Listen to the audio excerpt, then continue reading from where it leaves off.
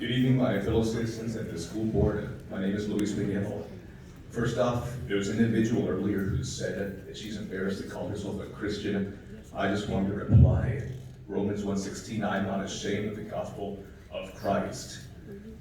My position on all this is really very simple. The law is clear that anybody who gives sexually explicit material pornography to children is committing a crime that needs to be prosecuted accordingly to the fullest extent that the law allows.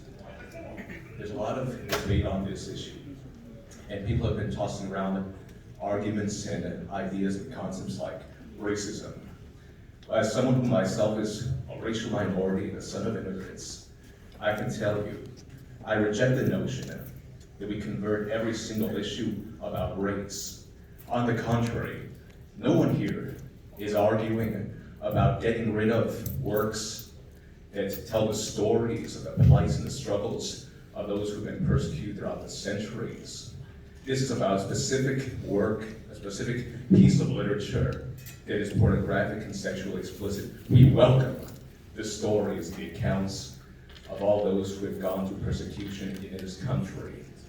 But in this case, when you are exposing children to pornographic content, that's where the line is drawn. People talk about censorship. I'm somebody who is the biggest champion for freedom of expression, freedom of speech that you'll ever find. I'm a writer by trade, a journalist like my father was before me. I remember growing up and hearing the stories from my dad about when he was living in his native Guatemala and putting himself in harm's way and facing persecution from the military in order to expose the truth of what was happening. But this is something different. There's a difference between freedom of speech and expression and allowing materials to be publicly available to people who want to access them, adults and children, and putting these kinds of materials before them.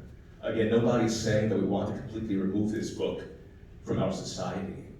That adults who want to read it and purchase it and study it and find the good material that does have within it can do so.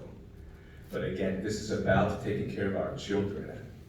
And it wasn't so long ago that I was in a similar situation myself. I'm a millennial, and I've been through, like all of us here who are adults, we've been through school, and we've faced the struggles and all of the different changes that go through life when you're in a transitionary period of adolescence.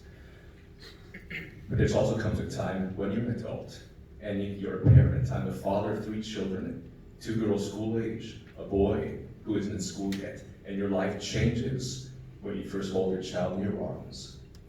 And that's what we're here for. We recognize the responsibility we have as parents, and we're fighting for them.